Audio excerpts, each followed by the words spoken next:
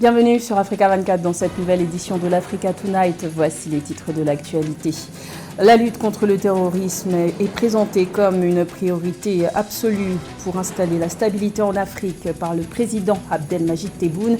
Le chef de l'État algérien s'est exprimé à ce sujet lors de la 78e Assemblée générale des Nations Unies. Vous l'entendrez dans cette édition. Les assemblées générales du Fonds monétaire international et de la Banque mondiale maintenues en octobre prochain à Marrakech, un acte de résilience pour le Maroc et de solidarité de la part de la communauté internationale après le séisme meurtrier du 8 septembre. Les 4 sites rwandais font désormais partie du patrimoine mondial de l'UNESCO, une décision historique pour le pays des 1000 collines, marquée à vie par le génocide des Tutsis qui a fait au moins 800 000 morts entre avril et juillet 1994.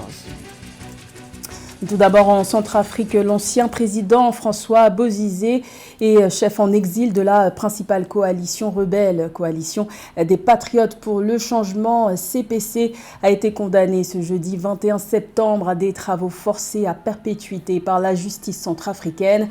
Condamné par contumace avec une vingtaine de co-accusés, dont 2 de ses fils, l'ex-chef de l'État a été reconnu coupable d'atteinte à la sûreté intérieure de l'État, assassinat, complot et rébellion. Ce jugement ne précise ni les crimes ni la période concernée. Pour rappel, François Bozizé s'était emparé du pouvoir en 2003 par un coup d'État avant d'être renversé 10 ans plus tard par des rebelles. Depuis 2013, la Centrafrique est déchirée par un conflit opposant différentes coalitions de groupes armés.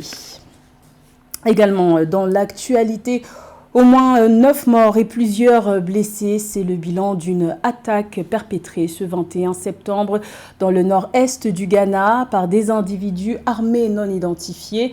Les assaillants ont tiré sur 2 véhicules qui transportaient des commerçants qui se rendaient à un grand marché au Togo. Une enquête a été ouverte pour tenter d'établir les causes de cette attaque qui n'a pas encore été revendiquée. Cette embuscade survient dans une période de tension communautaire, tension qui profiterait aux groupes djihadistes présents dans la région, selon les récentes déclarations faites par le ministre ghanéen de la Défense.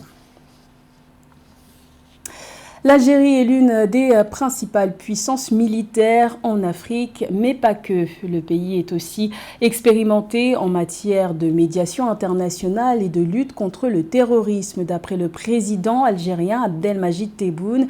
Une expérience que le chef de l'État algérien s'est dit prêt à partager face à l'insécurité et aux crises politiques qui sévissent dans la région du Sahel. C'était le 19 septembre lors de son allocution à la tribune de la 78e Assemblée générale des Nations Unies. Plus de détails avec Philomène Tine. Lutter contre le terrorisme et l'extrémisme violent, une priorité pour le gouvernement d'Abdelmadjid Tebboune. Le président algérien se dit inquiet de la situation au Sahel soumise à l'instabilité et aux groupes terroristes. À la tribune des Nations Unies lors de la 78e session de l'Assemblée générale le 19 septembre 2023 à New York, le chef d'État algérien a indiqué que son pays est disposé à partager son expérience en matière de lutte contre le terrorisme et l'extrémisme violent.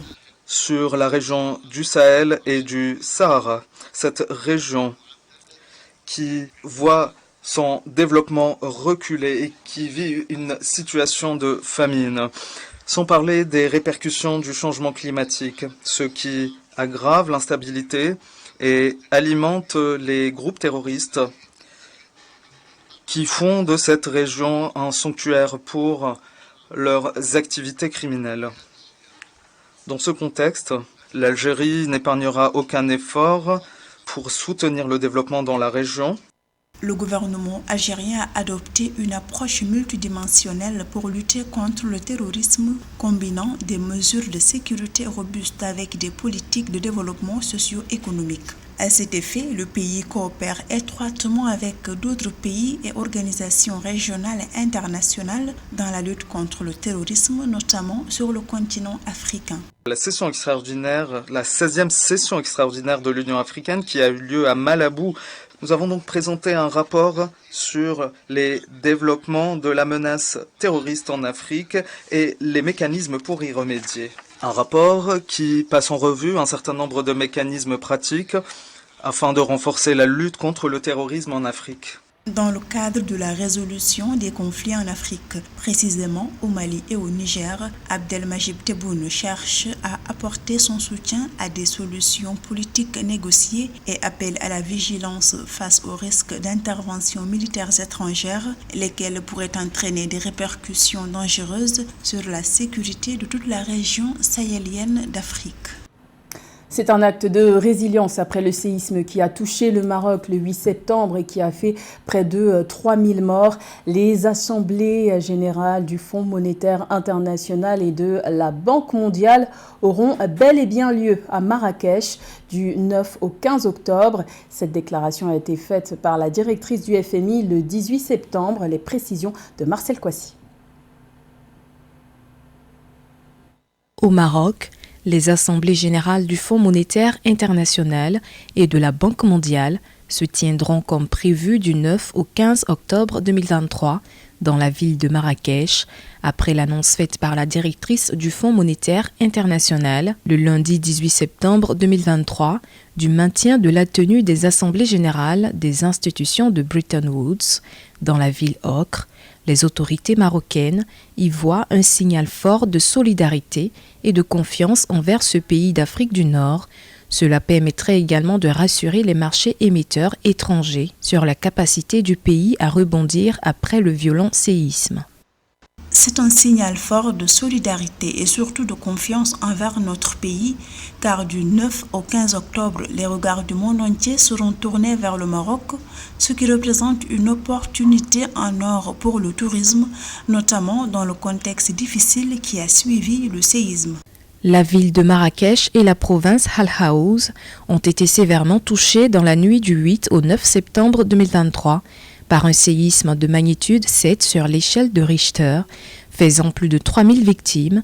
Cette décision du maintien des assemblées générales du FMI et de la Banque mondiale est pour de nombreux analystes une aubaine, une opportunité de promotion et de revitalisation de la destination Maroc. Cela est une aubaine pour le Maroc dans un contexte de crise. Cela va non seulement permettre au Maroc de pouvoir se reconstruire petit à petit et aussi d'attirer pas mal de touristes et de hauts fonctionnaires. On sait que pas moins de 14 000 personnes sont attendues, donc cela va permettre de relancer le tourisme et en tout cas de toujours garder une belle image du tourisme marocain et de continuer à faire de la destination Maroc une destination d'attractivité. Selon les autorités du royaume, plusieurs partenaires tour opérateurs ont choisi de maintenir leur programmation vers le Maroc. Plusieurs actions ont été engagées pour redynamiser les régions touchées, notamment le budget prévisionnel consacré au programme de reconstruction et de mise à niveau général des régions sinistrées annoncé par le roi Mohamed VI pour un coût global estimé à 120 milliards de dirhams et rétablir rapidement la croissance que connaît le secteur du tourisme depuis 2022. Le président rwandais Paul Kagame a récemment annoncé qu'il allait être candidat à un 4e mandat lors de l'élection présidentielle prévue en 2024. Les intentions que l'opinion lui prêtait sont donc confirmées. Le scrutin présidentiel devrait être synchronisé avec les élections législatives, tel qu'annoncé en mars dernier par le gouvernement rwandais. Le point avec notre correspondant Fraternda Kaisenga. C'est une déclaration qui n'a pas beaucoup étonné. Le président Paul Kagame a révélé qu'il sera candidat aux élections de 2024 au Rwanda. Ce sera son 4e mandat à la tête de ce pays d'Afrique de l'Est qui a réalisé des progrès significatifs en matière de développement ces dernières décennies avec à sa tête Paul Kagame. Il se dit heureux de la confiance que lui témoignent les Rwandais et qui les servira tant qu'il le pourra.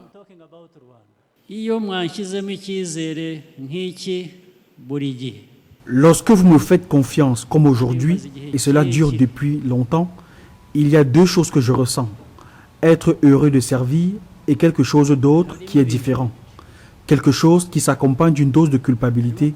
Je me sens redevable. Paul Kagame n'avait jusqu'à présent pas ouvertement exprimé ses intentions. Il a été reconduit au pouvoir avec plus de 90% des voix lors des élections de 2003, 2010 et 2017. C'est vrai qu'il y a un débat partout dans le monde pour le genre de gouvernance du président Kagame, mais si tu regardes bien, De tels présidents révolutionnaires sont souvent considérés par les populations comme des diamants de leadership et donc il est difficile de les laisser aller sauf si c'est lui qui décide de partir pour des raisons personnelles. Ancien chef rebelle, Paul Kagame est le leader de facto du pays depuis la fin du génocide contre les Tutsis en 1994. En avril 2023, Paul Kagame a été réélu président du Front patriotique rwandais FPR, parti au pouvoir.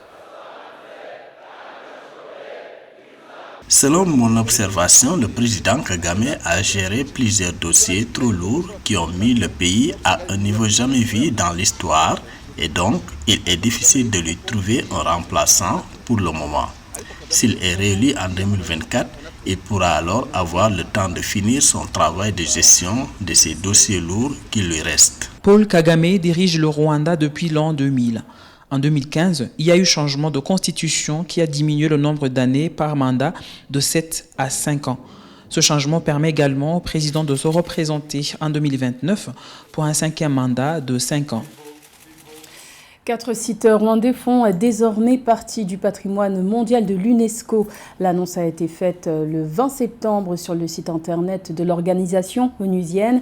Cette décision historique a pour objectif de contribuer à garder en mémoire les massacres perpétrés contre l'ethnie Tutsi entre avril et juillet 1994. Un génocide qui a fait au moins 800 000 morts. Plus de détails avec Marcel Kouassi.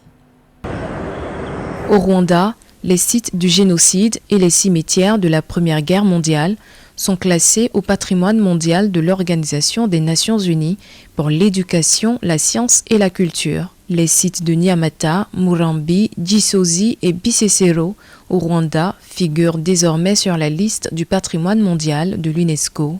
Selon les autorités rwandaises, la décision permettra de sauvegarder la mémoire collective et de prévenir les génocides. Cette décision historique contribuera à sauvegarder la mémoire, à contrer le déni et à renforcer les efforts de prévention du génocide à l'échelle mondiale.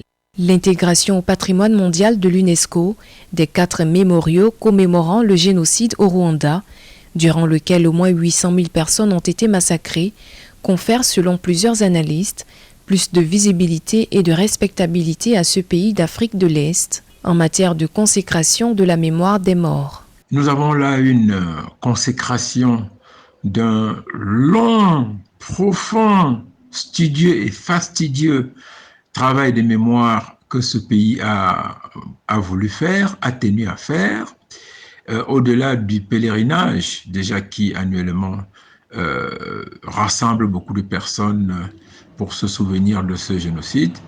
Je crois que le pays va très probablement devenir un exemple, si vous voulez, pour ce qui concerne le travail de mémoire, pour ce qui concerne l'archivage des temps historiques, pour ce qui concerne, si vous voulez, la magnificence et le rappel à tous les peuples, à tous les dirigeants du monde, particulièrement africains, parce que le travail de mémoire, nous le faisons très peu. Selon une récente étude, près de 30 ans après le génocide, plus de 30% de la population vit encore hantée par ce choc.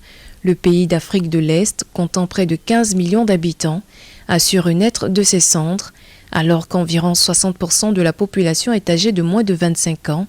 L'éducation et la formation de la jeunesse sont des priorités du gouvernement. Le Cameroun accueille depuis ce jeudi 21 septembre son premier salon international de l'industrie pharmaceutique. Plus de 1100 participants issus d'une vingtaine de pays sont réunis à Yaoundé jusqu'à ce samedi 23 septembre pour échanger autour du développement de l'industrie pharmaceutique locale. Notre correspondant Séverin Douqueux nous en dit plus. L'Afrique abrite 17,2% de la population mondiale en 2020, mais seulement 3% de la production pharmaceutique mondiale avec 375 fabricants dans 37 pays africains. Selon l'Union africaine, 99% des produits consommés sur le continent sont importés. De bien tristes statistiques qui appellent à plus d'initiatives pour améliorer l'accès aux médicaments sur le continent. C'est dans ce sillage que s'est ouvert le 21 septembre 2023 dans la capitale camerounaise le premier salon international de l'industrie pharmaceutique pharmaceutiques, des fournitures et équipements médicaux, le Pharma Expo 2023. Le rendez-vous vise à renforcer les capacités d'innovation pharmaceutique en Afrique, mais aussi promouvoir un débat inclusif sur l'impact de l'industrie pharmaceutique sur l'économie des pays et leur développement. Alors, en tant que laboratoire pharmaceutique fabricant, cet événement est très important puisque c'est l'occasion de rencontrer les acteurs de la santé du Cameroun, mais également de l'Afrique. Et cet événement également va nous permettre, en tant que laboratoire fabricant, de pouvoir jeter les bases du développement de l'industrie pharmaceutique locale. Dans ce rendez-vous, il sera question de discuter des classes thérapeutiques, de l'accessibilité même, c'est-à-dire qui dit accessibilité dit mise à la disposition des populations de médicaments de qualité, mais à moindre coût. L'industrie pharmaceutique en Afrique a une tendance à se développer surtout sur les sous-secteurs distribution et commercialisation. En effet, selon l'OMS, l'Afrique consomme 40% de la production mondiale de médicaments. Malgré des actions engagées pour améliorer l'accès aux soins sur le continent, l'on assiste à la prolifération des médicaments d'origine et de qualité douteuse dans les circuits de distribution. Selon les données officielles, 30 à 70% des médicaments en circulation, selon les pays africains, seraient de la contrefaçon. Une situation dont la conséquence est d'amplifier les problèmes de santé publique avec une augmentation des cas d'intoxication, de maladies du foie, du cœur et des reins. Pour pallier à la situation, les autorités africaines tirent la sonnette d'alarme et multiplient des actions de sensibilisation. Le secteur pharmaceutique de toute la région de l'Afrique centrale, et notamment du Cameroun, est en proie d'une dégradation exponentielle, faisant ainsi appel à un ressaisissement de tous, et non seulement des pharmaciens.